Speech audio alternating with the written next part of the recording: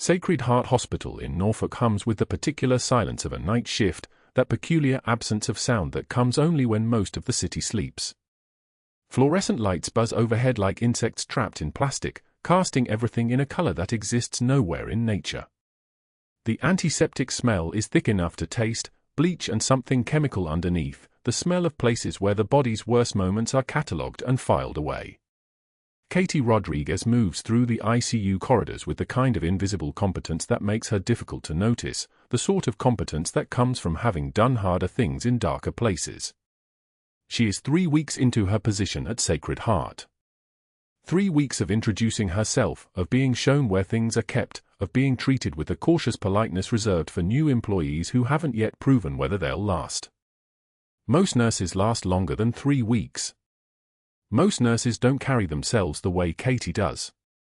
Most nurses don't have scarred forearms that catch the fluorescent light at particular angles, or a limp so subtle that only trained observers notice the way her right leg bears slightly less weight on tile. Most nurses don't read the room the way she reads rooms, mapping exits, noting which staff members watch her hands, understanding without being told which doctors are dangerous. In room 407, the bed is positioned by the window, though the window overlooks only the parking lot and the chain-link fence beyond it. The patient in the bed is elderly, his weathered face carrying the kind of creases that come from spending decades outdoors, from squinting into sun-across desert terrain. His eyes are vacant in the way that sometimes comes with age, sometimes with injury, sometimes with the weight of things survived. He hasn't spoken in 4 years. The chart says he's a retired Army Ranger, which is the kind of thing they write in the chart when they don't know what else to say about a man who used to be something and now is this, a room with a window overlooking asphalt, a rotating schedule of nurses checking vitals, a limp existence in institutional green walls. Katie sits beside the bed and arranges a pair of worn combat boots on the nightstand. The boots are cracked with age, the leather darkened by desert dust that no amount of cleaning will fully remove. They're the kind of boots that have walked through places most people will never see, places that exist only in classified briefings and encrypted communications.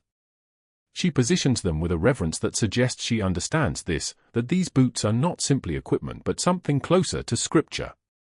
Her scarred hands move with particular care, arranging them so the patient can see them from where he lies, and the scars on her forearms catch the light, not fresh wounds, but old ones, the kind that have healed into permanent testimony. She unfolds a letter from the stack on the small table beside her. The paper is creased from repeated folding and unfolding. She begins to read in a whisper, her voice low enough that only the patient can hear, the kind of voice you use in places of prayer or deep grief. The letter is from someone named Marcus, and it contains the kind of details that soldiers include when they're trying to hold on to civilian life, mentions of weather patterns and coffee and the way his daughter is growing tall and whether the Rangers' season will improve this year. Katie reads these details as though she's distributing sacrament, each word carefully placed, her eyes tracking across the lines with absolute focus. Halfway through the letter, her voice catches on a particular phrase, something about hoping the major remembers what he taught them, about honor codes that transcend everything else. She pauses, takes a breath that sounds like it comes from somewhere deeper than lungs, and continues. The patient's vacant eyes don't change, don't acknowledge, don't respond in any measurable way. But Katie continues reading anyway, because this is the kind of thing you do for people who can no longer do it for themselves. This is the kind of thing you do when you've made promises that outlast wars, that survive the places where men learned what they're capable of enduring. She finishes the letter and folds it back to its creases. She places it atop the stack with precise care and sits for a moment longer, her right hand resting on the patient's shoulder. Then she stands, smooths the blanket that covers him from waist to chin, and allows herself to notice for the first time that his breathing has steadied, that something in his posture has shifted toward peace. She doesn't know why. She doesn't ask why. She simply accepts it as confirmation that the work matters, that reading letters to a man who cannot respond is somehow essential, even if no one will ever measure its importance. At the nurse's station, the fluorescent lights seem harsher, more insistent. Katie settles into the rolling chair and pulls up a patient chart on the desktop monitor, the screen casting her face in pale blue light. She begins the routine verification process that all nurses perform dozens of times each shift, cross-referencing the billing codes against the procedures documented in the medical record. The code should match. This is how the system works. The procedures that were performed dictate the codes that are billed. It's simple accounting, and Katie has been trained in accounting by people who count everything: resources, personnel, ammunition, lives saved and lives lost. But these codes don't match. They're off in a way that's subtle enough to escape a casual glance, but obvious enough to catch the eye of someone who understands how systems are supposed to function. The charts show procedures that were documented in the medical record but billed under different codes, codes that suggest more extensive work, more specialized intervention, more complexity than the actual documentation supports. Katie's jaw tightens. She scrolls through another chart. Then another. The pattern repeats. Phantom procedures, inflated claims, a discrepancy of approximately $4,700 per patient, multiplied across dozens of charts that she can access from this single terminal. She makes a small notation in her personal log: nothing that violates protocol, nothing that crosses any professional boundaries. She documents the discrepancies in the neutral language that medical professionals use when they observe something that requires escalation. She understands reporting structures. She understands chain of command.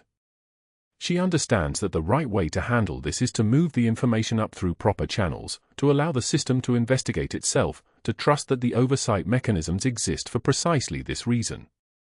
What she doesn't know is that Dr. Hargrove is watching from the physician's lounge just beyond the corner of the nurse's station. His shoes are Italian leather, expensive in the way that announces both cost and deliberation, the kind of shoes a man wears when he wants people to understand his position in the hierarchy without him having to speak. He's been watching her for 3 weeks, observing the way she moves with muscle memory that doesn't match her job title, the way her hands perform tasks with the kind of precision that comes from having done them under pressure. But what he's really been watching is the way she examines the charts, the way her eyes track across information with the focus of someone trained to notice details that others miss. The temperature in the room drops approximately 3 degrees as Dr. Hargrove approaches the nurse's station. No one else seems to notice this temperature shift, but Katie does. She notices the way the air pressure changes when certain people enter a space, the way the quality of attention alters when someone dangerous moves closer. She closes the chart she's been reviewing without rushing, without giving any indication that she's been caught doing anything improper, because she hasn't been. She's been performing her assigned duties in exactly the way she was trained. But she's learned that competence and safety are not always the same thing.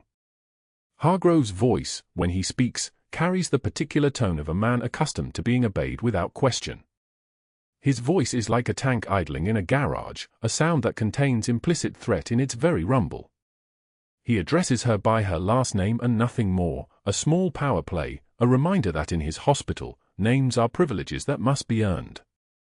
He asks about her assessment of a particular patient's care, which is the kind of question that seems innocent on its surface but contains layers of implication underneath.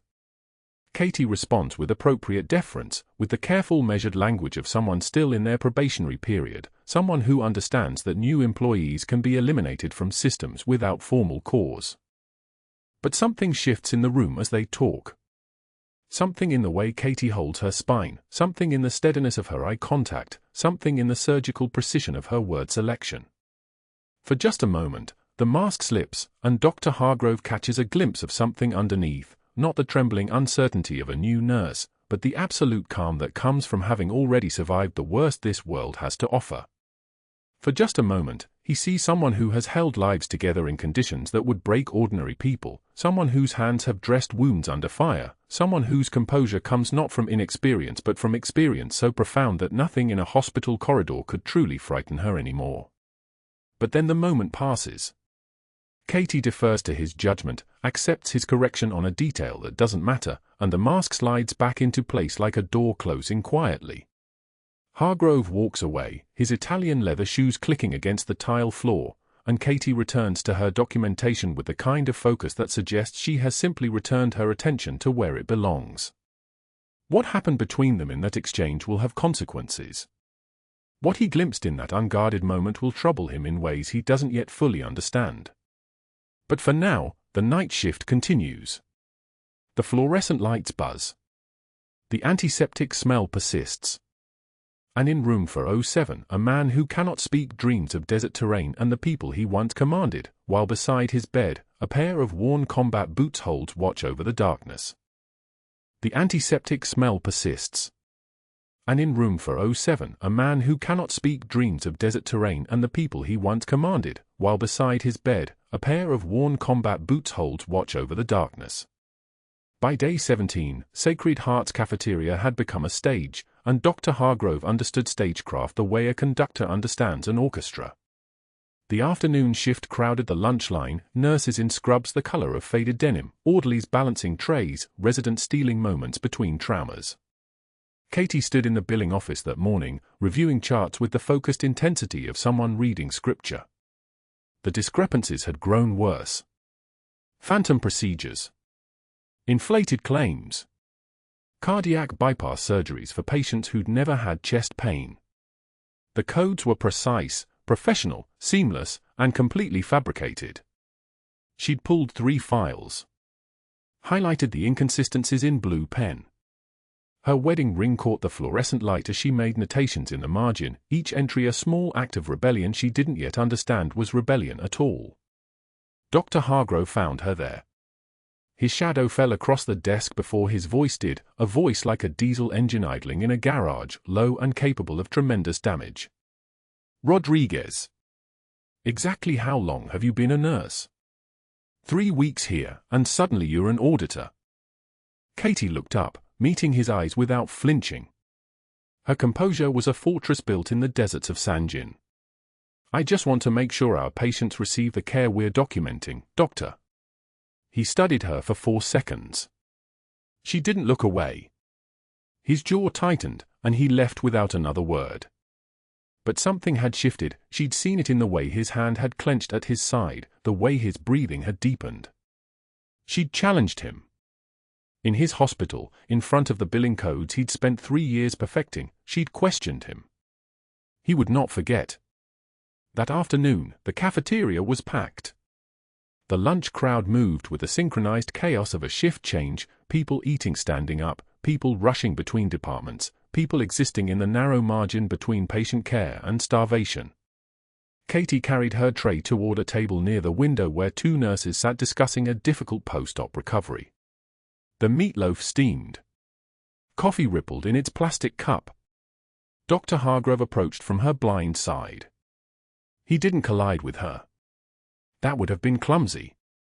Instead, he reached past her shoulder, his hand moving with the precision of someone who'd choreographed this moment in advance, and knocked the tray directly from her hands.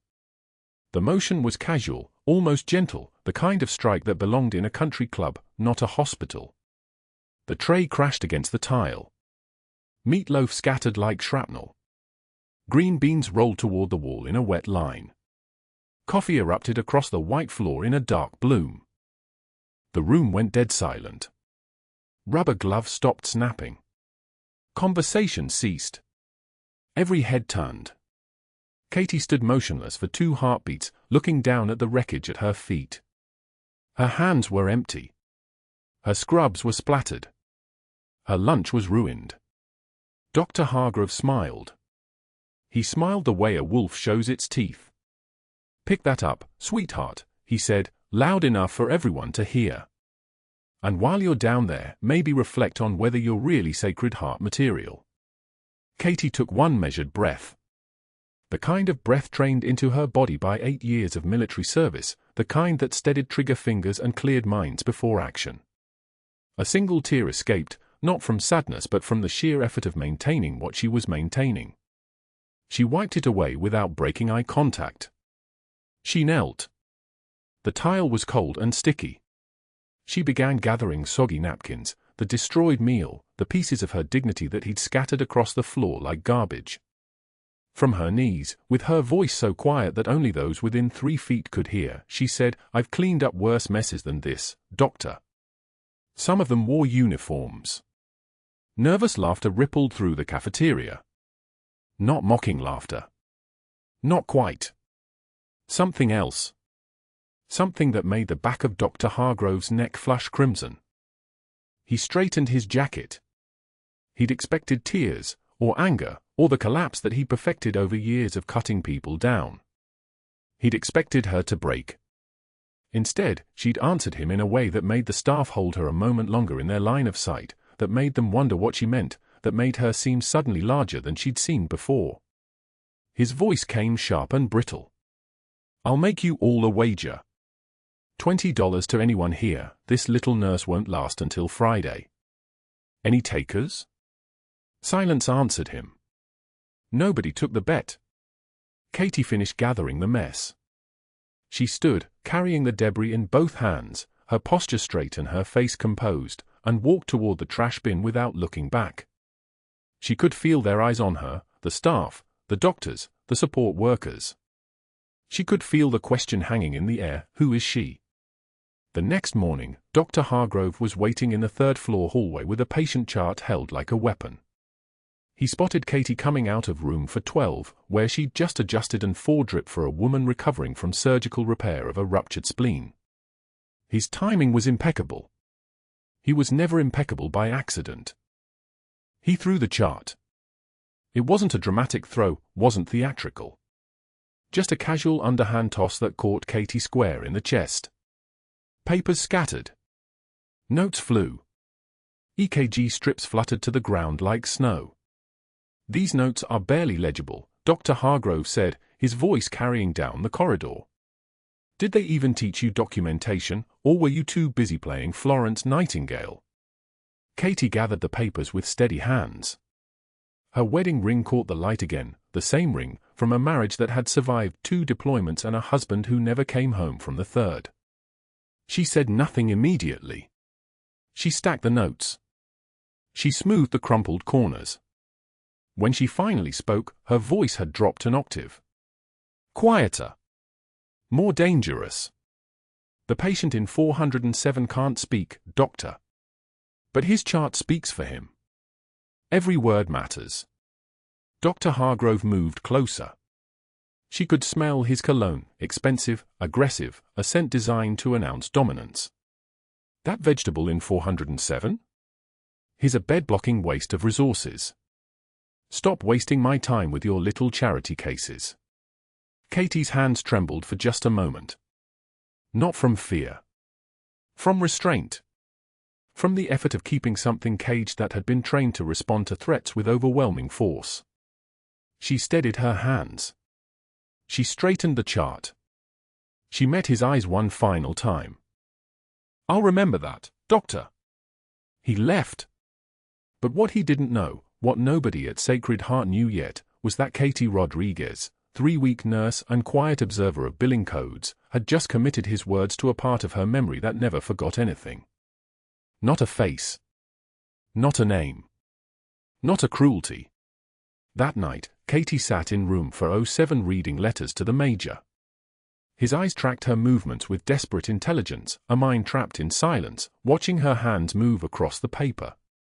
She noticed his breathing had changed, slightly labored, the rise of his chest less pronounced than it had been that morning. His oxygen saturation had drifted from 97 to 94. A small thing. Probably nothing. But to someone trained to read vital signs the way ancient sailors read stars, it was a warning.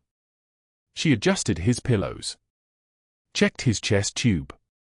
The drainage looked normal, serous fluid, pale yellow, the color of healing. But something was wrong. She documented it meticulously in his chart. 200 hours, 02 sat drop noted, patient repositioned, breathing labored at rest, likely positional issue, continued monitoring. The combat boots beside his bed had been moved. Someone had touched them. Shifted them. This small violation made her jaw tighten. These boots belonged to a son who wouldn't be coming home. They were sacred. And someone had moved them. The next morning, Katie discovered her schedule had changed. She'd been removed from the Major's care, reassigned to post-surgical recovery on the 4th floor, where she'd manage pain management and wound checks for patients she'd never met. When she questioned the charge nurse, the answer came clipped and final: Dr. Hargrove's orders. He wants more experienced staff on complex cases. Katie wanted to argue. Wanted to say she'd been managing complex cases for 8 years across 3 continents. But she nodded. She accepted the reassignment. And she began to understand what was happening. Dr. Hargrove wasn't just trying to break her. He was methodically removing her from the one patient who mattered, the one patient whose survival had become inseparable from her own reason for being here. That afternoon, she overheard 2 administrators whispering her name near the medication dispensary, falling silent when she approached. The ward clerk wouldn't meet her eyes when handing her shift assignments.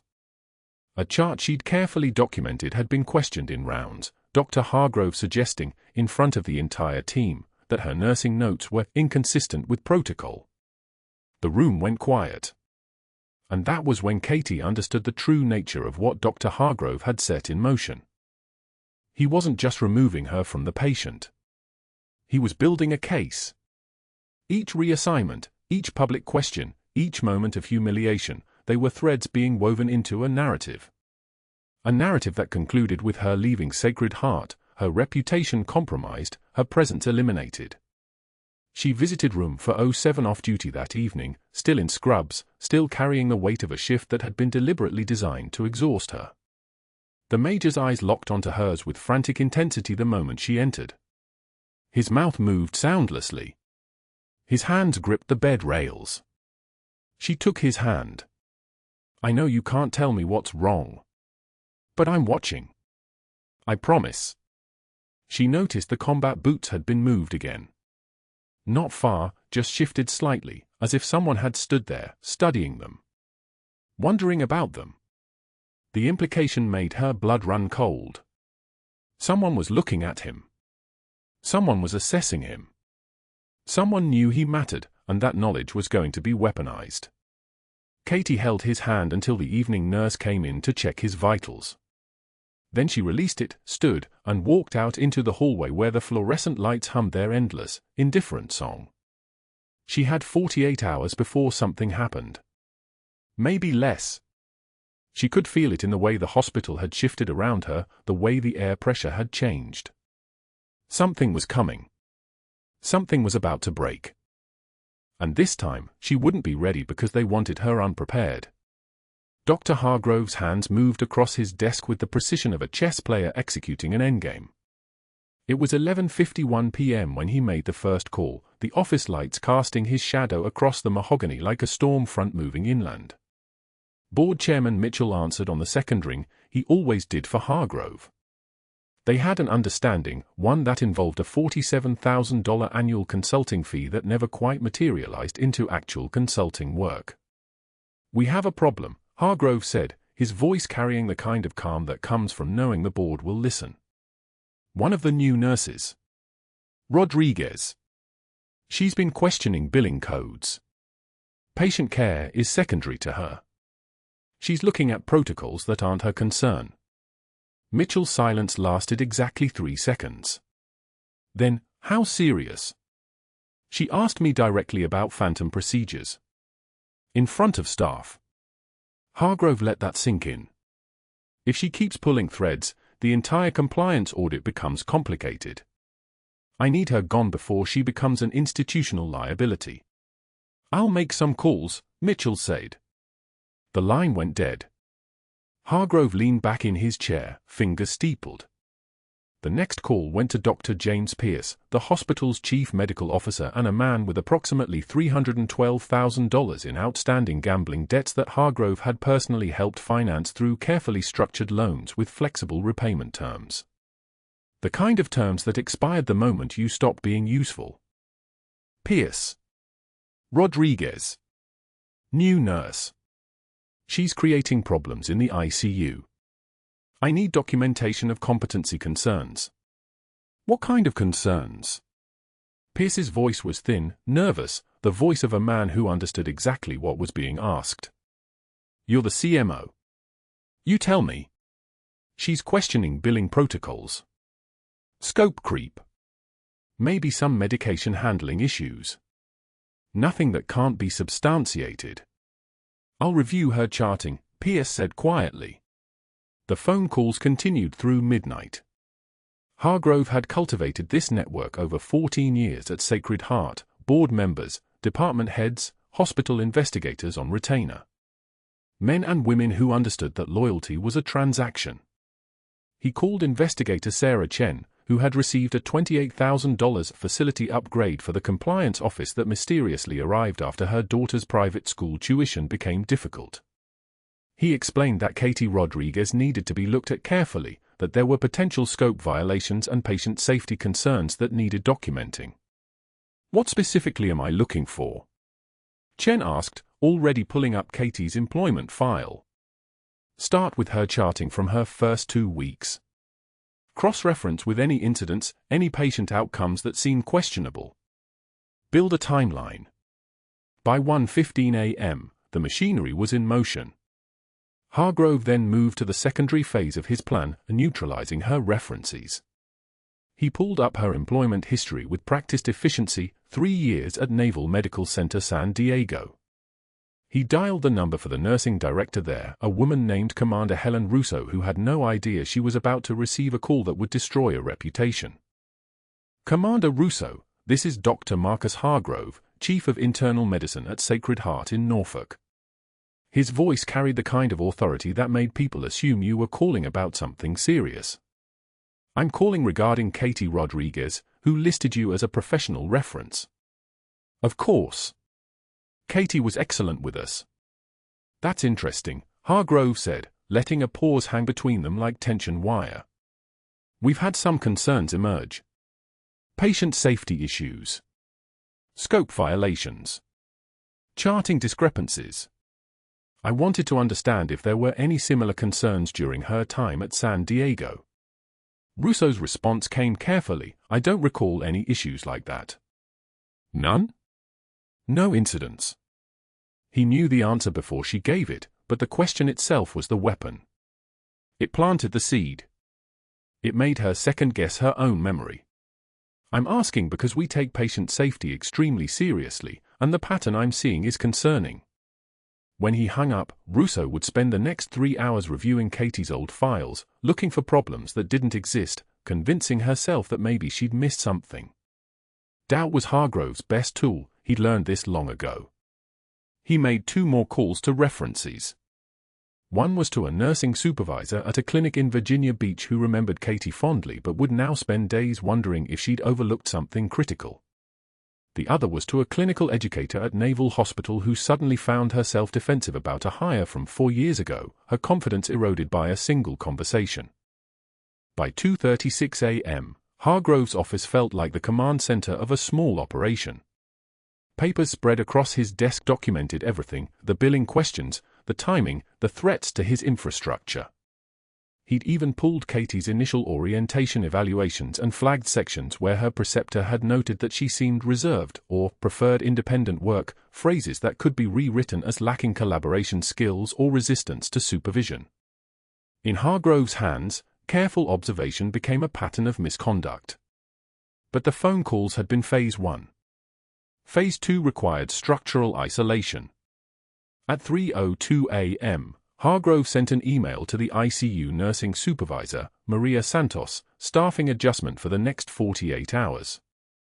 Please reassign nurses Kelsey Williams, Jennifer Park, and David Morrison away from room 407. I'd like to implement more direct oversight of that patient's care given his complex needs. Rodriguez can remain, but coordinate all interventions through the covering physician. We're standardizing protocols. The email was technically true. It was also a trap. By limiting Katie's support staff and requiring physician sign-off on everything, he was creating the exact conditions where she would either overstep her authority trying to help the patient, or stand by while the major deteriorated. Either outcome worked perfectly for his purposes. Maria Santos would read that email in the morning and assume it was standard medical practice. Dr. Hargrove was known for being thorough. The reassignment seemed professional. What she wouldn't understand, what Hargrove was counting on her not understanding, was that he'd just isolated Katie from her support network precisely so he could later claim she'd acted unsupervised and dangerous. At 3:45 a.m., Hargrove walked through the darkened ICU corridors, his footsteps the only sound against polished tile. Room 407 was his destination. The Army Ranger lay motionless in the hospital bed, the ventilator's rhythmic hiss filling the small space. Hargrove glanced at the monitor from the doorway, noting the oxygen saturation, 87%. He watched the number drift slightly lower. 86, he made a notation on his tablet, not about the oxygen, but about Katie's charting habits, fabricating observations he would later claim to have made. Hargrove didn't stay long. He didn't need to. He'd already left standing orders with the night charge nurse, escalate care only if saturation drops below 85%. It was a margin that squeezed safety into dangerous territory. It was also documented, written, officially defensible. He could show it to anyone and claim he was being conservative. In reality, he was gambling with the Major's life while Katie Rodriguez sat in a parking lot, absolutely certain something was wrong but unable to prove it. He left the ICU at 4:17 a.m., and somewhere in Sacred Heart's surveillance system, cameras captured him walking with the kind of calm that comes from knowing the pieces were finally falling into place. Katie Rodriguez thought she was protecting a patient. What she didn't understand was that she'd walked directly into a network of institutional power that had spent 14 years practicing exactly this kind of attack. Hargrove had isolated her. He'd poisoned her references. He'd built a paper trail that made her look unstable and incompetent. And he'd done it all before she even understood the game was being played at a level far beyond her experience. What he hadn't accounted for was that Katie's experience operated on a completely different level. Not a hospital level. Not a civilian level. A level where isolation and misdirection and institutional power were things she'd been trained to identify and neutralize since she was 22 years old, a level where men exactly like Hargrove, intelligent, connected, absolutely convinced of their own invulnerability, were taught to be predictable. But that realization was still hours away. For now, in the quiet of her car in the parking lot, Katie Rodriguez simply knew that something was very wrong. And she was about to find out exactly how right she was. Her phone rang at 2:24 a.m. Katie was still awake, staring at the ceiling of her apartment, that pulled-tight feeling in her chest that had nothing to do with sleep. She answered before the second ring. The ICU charge nurse's voice came through tight and controlled. "Ms. Rodriguez? It's Linda from Sacred Heart. I know you're no longer employed here, but the patient in 407, Major Kowalski, his O2 sat just dropped to 89%. We're having trouble trending it back up. I thought you'd want to know." Katie was already moving, already reaching for her keys. "I'm coming in." The drive took 8 minutes. Rain hammered the windshield as she cut through Norfolk's empty streets, her hand steady on the wheel, muscle memory from 17 years of emergency responses taking over. This wasn't about the job anymore. This wasn't about proving anything. The Major's eyes had found hers as they pulled her away yesterday, and what she'd seen there was a drowning man watching his last rope disappear. The hospital parking lot was nearly empty at 3 in the morning. Katie didn't use her key card, she didn't have one anymore, but the ER entrance had a staff member heading out, and she slipped through behind him, moving like smoke through the corridors, past the night shift skeleton crew who didn't recognize the terminated nurse moving with such purpose. The ICU was a constellation of monitors and the soft wheeze of ventilators. She took the back stairs to the 4th floor, muscle memory guiding her through hallways she'd walked for 3 weeks that felt like 3 years. Room 407 was 6 doors down on the left. She pushed through and stopped cold. The Major's lips were blue. His chest rose on the left, stayed flat on the right, asymmetrical, wrong. His trachea was deviated, pushed hard to the left like something inside his chest was pushing back. Tension pneumothorax. A pocket of air between lung and chest wall with nowhere to go, collapsing the lung, pressing the mediastinum, choking the heart. The resident at the bedside was paging pulmonology with trembling fingers, saying something about waiting for the attending, and the patient's oxygen saturation was at 86 now, dropping, and there was no time. Katie moved. She didn't announce herself. She didn't explain. Her voice came out transformed, not the deferential new nurse from 3 weeks ago, not the woman who'd picked up scattered lunch from a cafeteria floor. Her voice came out like a command, like cold steel, like someone who had stood in darkness and given orders that kept people alive. I need a 14-gauge angiocath. Betadine. Sterile gloves. Now. The resident looked up, confused, and Katie was already washing her hands with the speed of ritual, her movements precise and economical. You're terminated, the resident started, and Katie cut through, second intercostal space, mid-clavicular line. Get the needle. The certainty in her voice was not a request. It was a statement of fact, the kind that made people obey without understanding why. Equipment appeared. Someone was running for the betadine.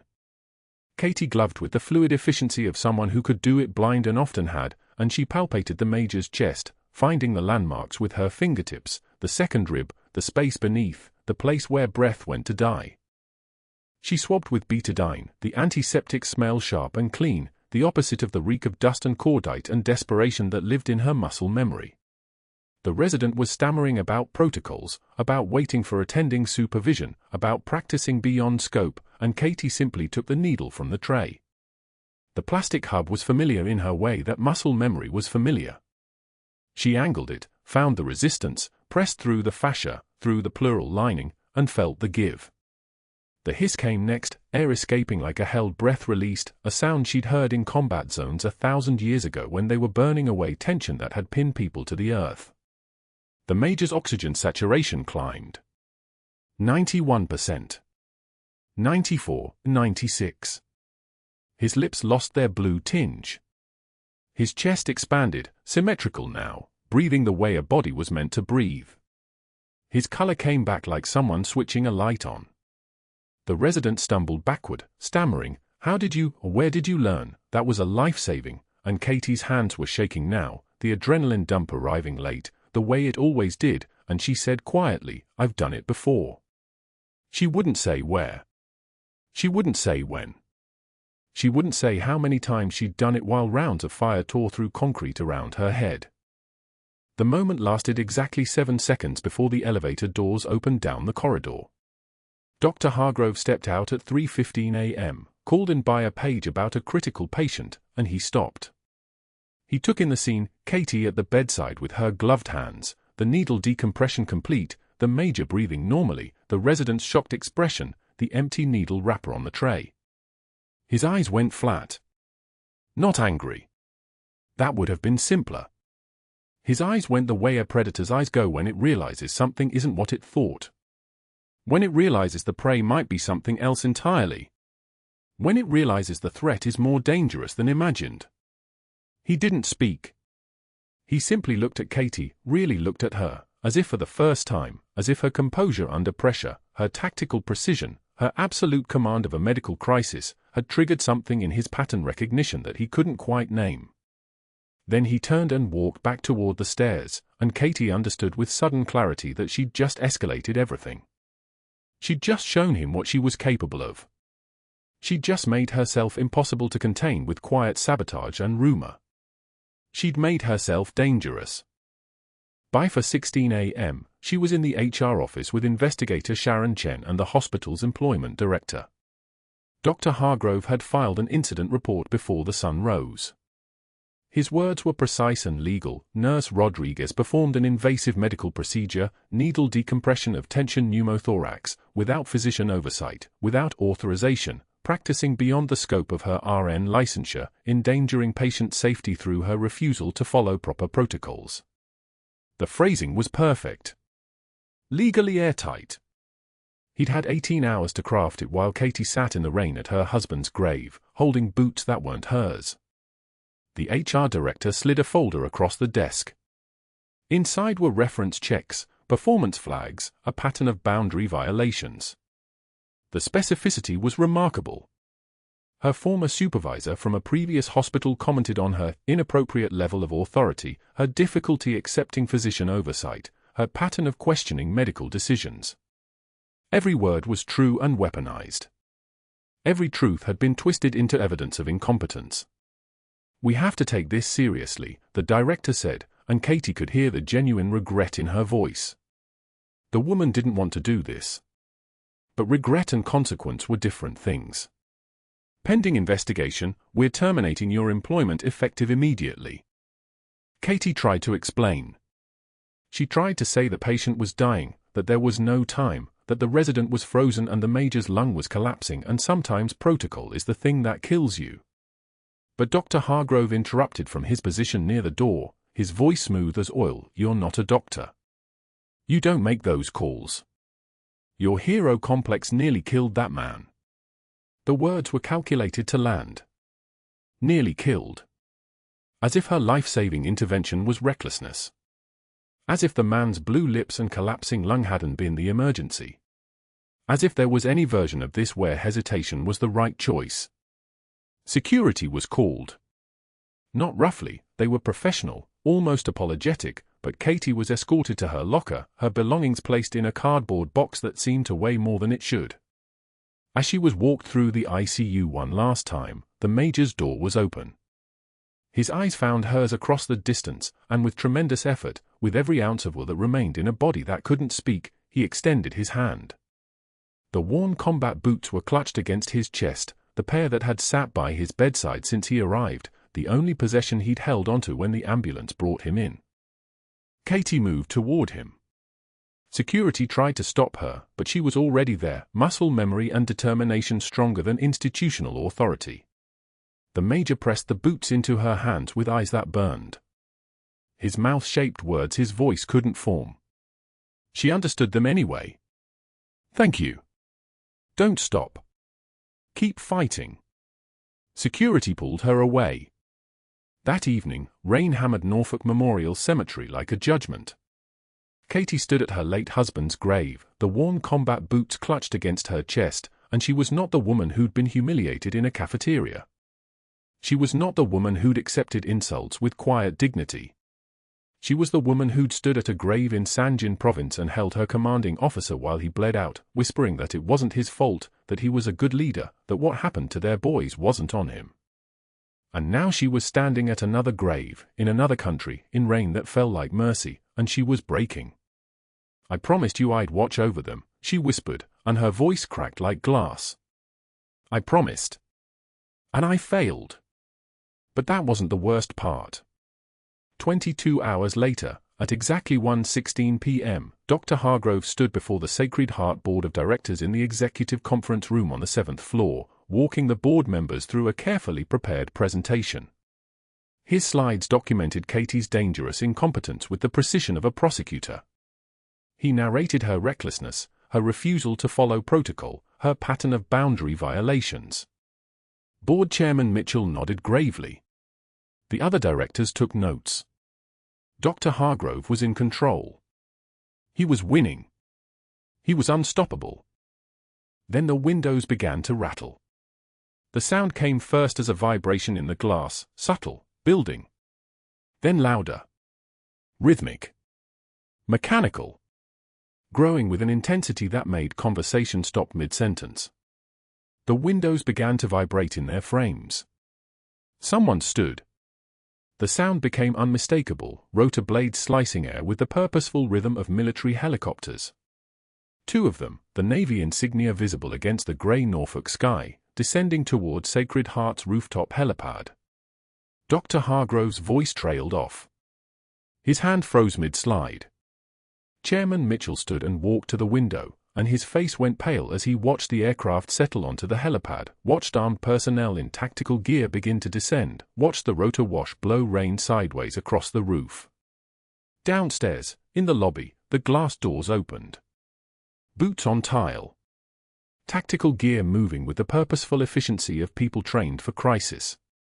The receptionist looked up from her desk and her expression shifted from curiosity to confusion to dawning horror. A young officer in full dress uniform, dress whites with the insignia of a Navy SEAL, Lieutenant James Rodriguez, approached her desk. His voice carried through the lobby with the kind of authority that made everyone stop what they were doing. "Where is Senior Chief Petty Officer Katie Rodriguez?" The receptionist's mouth opened and closed. There's no one here by that name.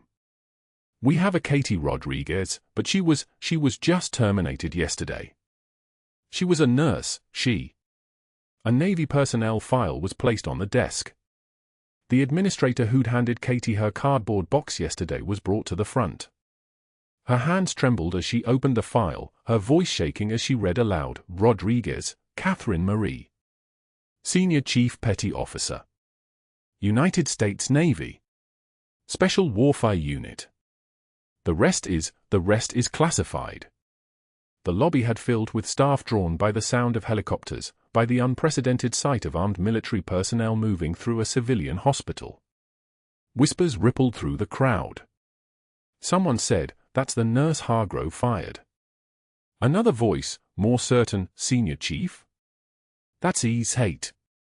That's elite." A janitor who'd served in the army straightened to attention without thinking.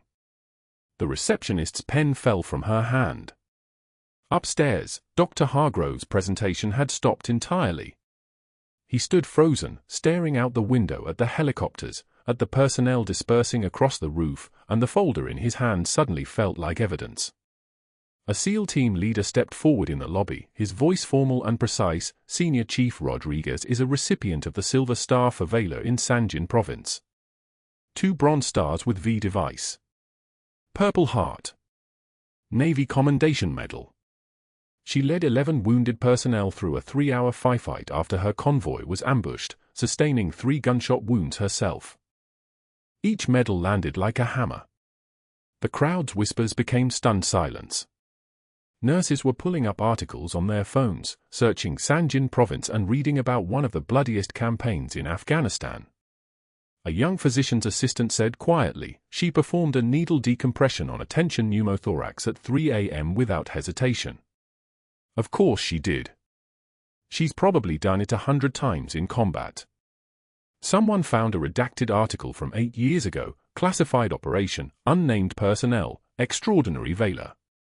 The security guard who'd escorted Katie out yesterday had gone pale, understanding flooding through him like cold water. 2 FBI agents in suits stepped forward. The lead agent's voice cut through the chaos. "Senior Chief Rodriguez has been operating under deep cover for naval intelligence and the FBI investigating healthcare fraud, insurance kickbacks, and billing irregularities at Sacred Heart Hospital. We are here to execute warrants for financial records. We are here to interview Dr. Marcus Hargrove. You do not need a badge or a gun to be a warrior." By morning, Dr. Marcus Hargrove had already made 7 phone calls. The first was to Board Chairman Mitchell at 6:51 a.m., a man whose consulting firm had received $340,000 in kickback contracts over 3 years, a man who understood that Senior Chief Rodriguez was a threat to everything they'd built. The second call went to hospital investigator Sharon Chen, who answered on the first ring because she knew exactly what was coming. The third and fourth calls were to former supervisors at 2 other hospitals where Katie's credentials had been buried under redacted files marked classified military service, do not contact. Hargrove knew what those files contained. He knew they contained nothing he could prove, nothing a board would take seriously without leverage. So he created leverage. By 9:15 a.m., he'd constructed a narrative, the new nurse practicing procedures beyond her scope, a reckless intervention that could have killed the patient, a medication error from her second week that had been quietly settled. None of it was true. All of it would be corroborated by people with reasons to keep their mouths shut. Security arrived at Katie's station at 10:33 a.m. with a cardboard box. Not a termination letter. Not a meeting with HR. A cardboard box and 2 officers whose job was simply to escort her out before she could access her locker, before she could speak to anyone, before the hospital's narrative crystallized into the only truth that mattered. She didn't argue. She didn't protest about the major's care, about the fact that his breathing had stabilized but his next 48 hours were critical. She simply held the box, her personal items, a coffee mug, a photo of her late husband in dress blues, the small wooden cross she kept in her scrub pocket. The officers walked her past the ICU. She didn't look left. She didn't slow her pace. The trembling wasn't fear. It was restraint.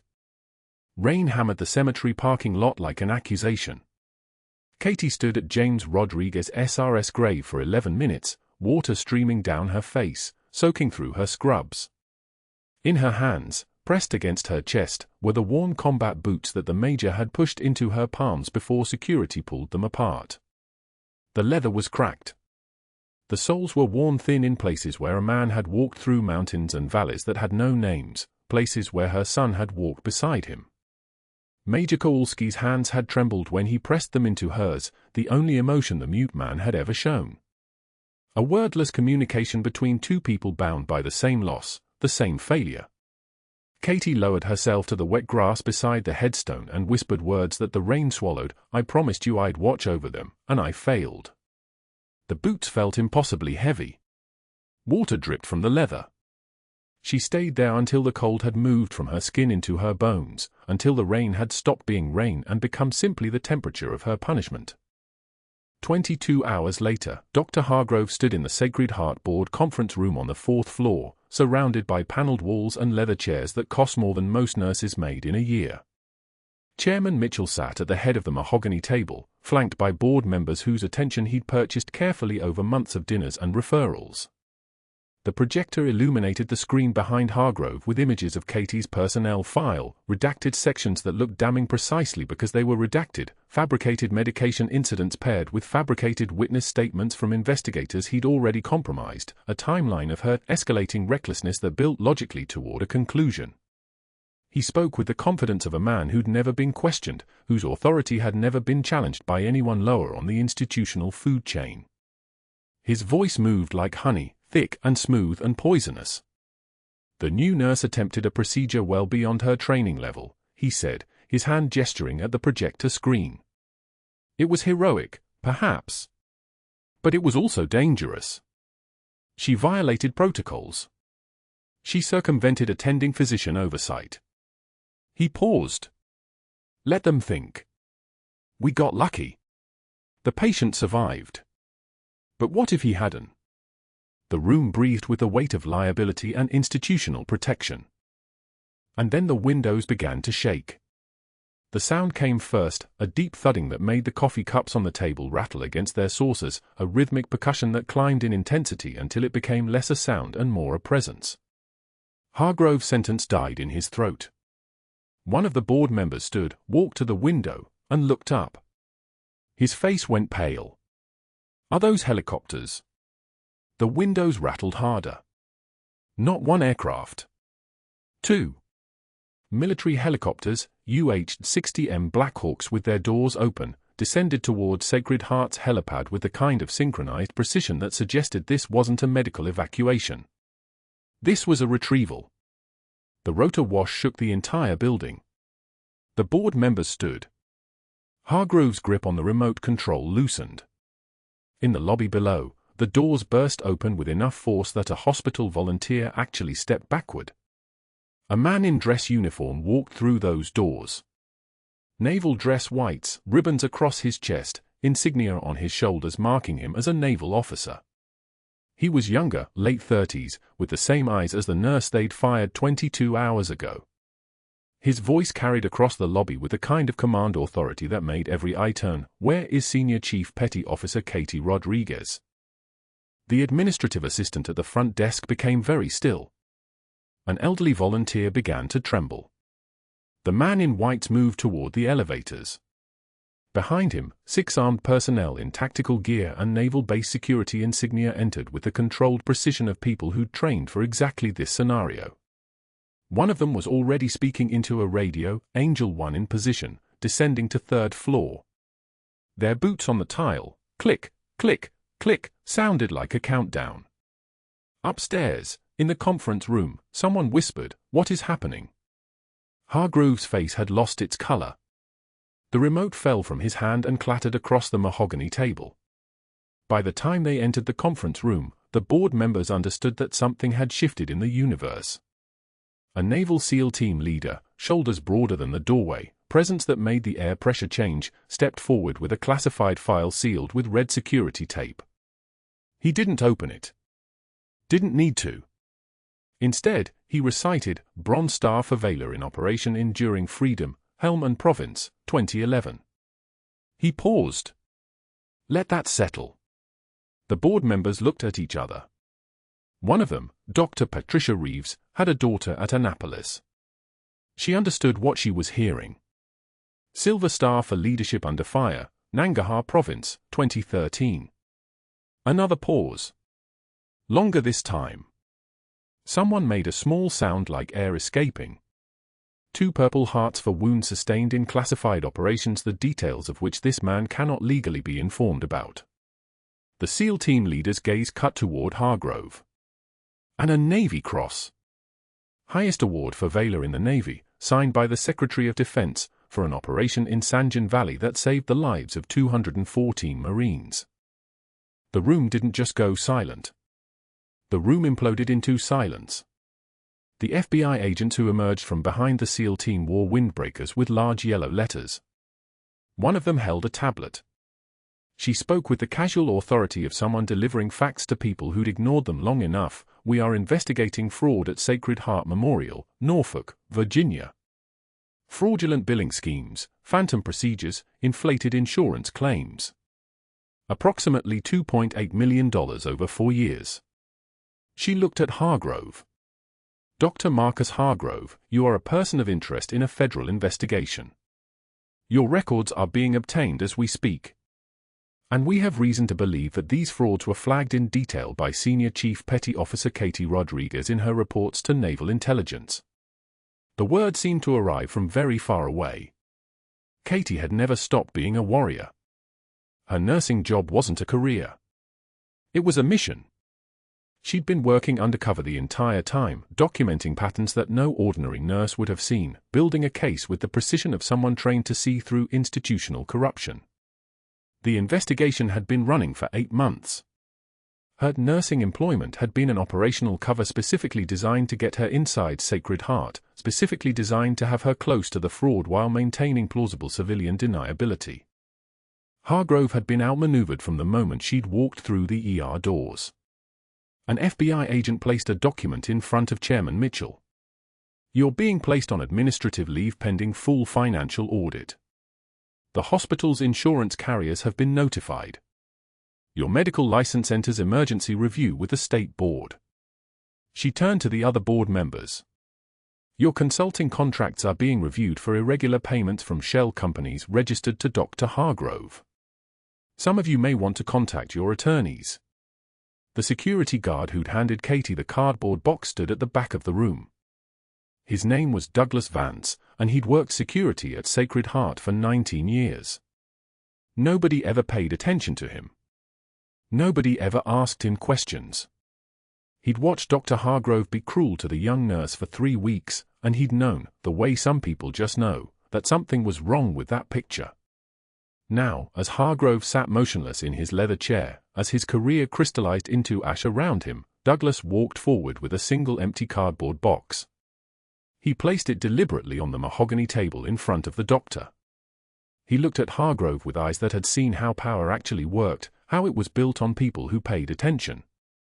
I believe you know the way out, sir, he said quietly. The satisfaction in his voice carried the weight of every nurse, every orderly, every person this man had dismissed as beneath his notice.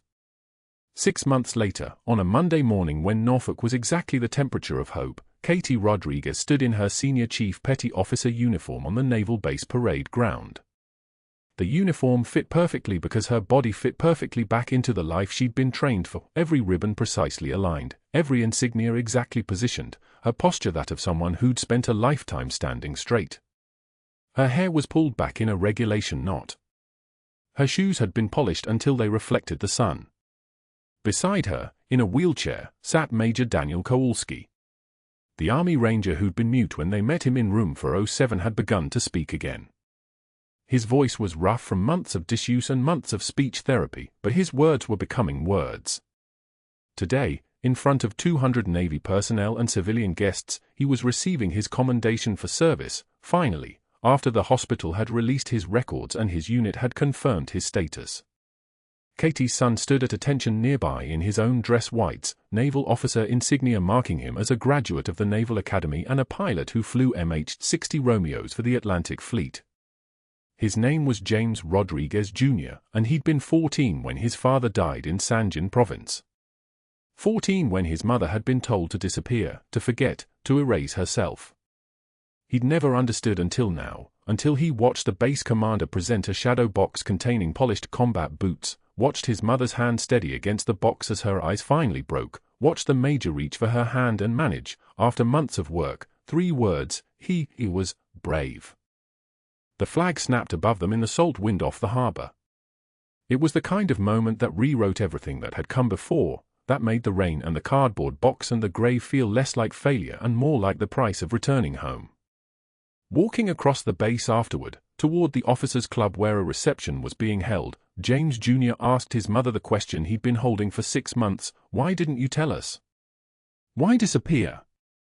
Why become a nurse?"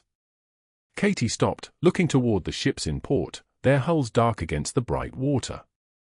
"After Sangin, after they erased my records and ordered me to vanish, I thought I'd lost my purpose," she said.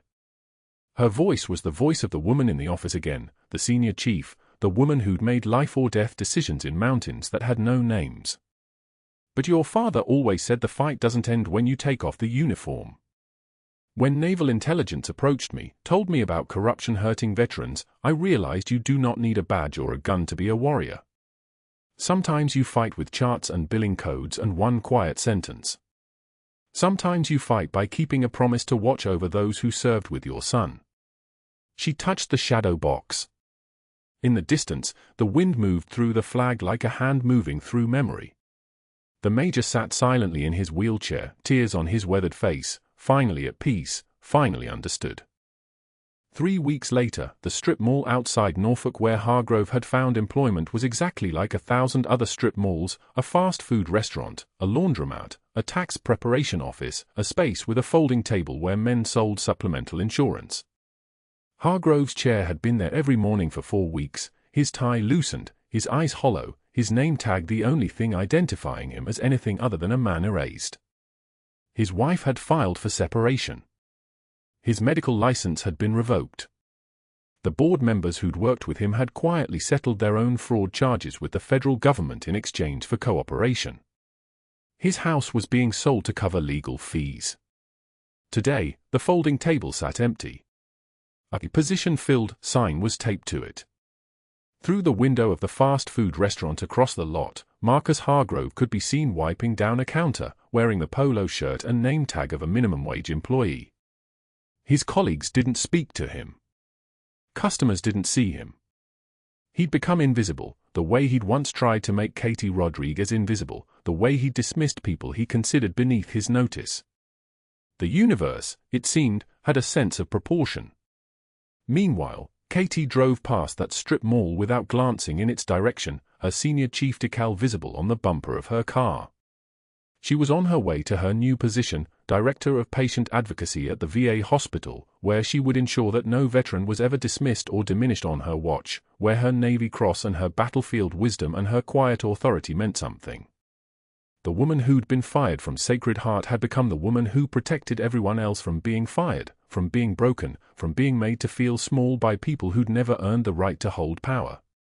She had been reborn. And this time, she would make sure it lasted. Subscribe if Katie's story moved you. Leave a comment with your thoughts. Because sometimes the quietest warriors change the world by refusing to disappear, and the world finally notices.